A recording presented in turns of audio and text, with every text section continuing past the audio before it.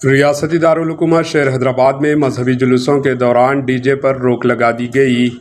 Hyderabad commissionerate کے حدود میں مذہبی جلوسوں کے دوران D J sound system, D J sound mics, sound amplifiers اور دیگر ہائی ساؤنڈ ایکوپمنٹس کا استعمال ممنوع قرار دیا گیا۔ واضح ہے کہ حال ہی میں حیدرآباد سٹی پولیس کمشنر سی وی آنند نے مذہبی جلوسوں میں ڈی جے سسٹم کو ممنوع قرار دینے کے لیے عوامی رائے حاصل کرنے کی ضرورت پر زور دیا تھا۔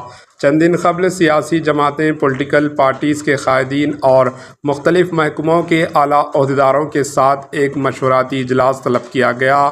شرکاء نے اس بات پر رضامندی ظاہر کی تھی کہ ڈی جے کی وجہ سے جہاں بزرگ حضرات اور پیشنٹس کو مشکلات کا سامنا کرنا پڑ رہا ہے، وہیں اسٹوڈنٹس کو بھی اور پیشہ ورانہ نصب کے امتحانات کی تیاری میں خلل پڑ رہا ہے۔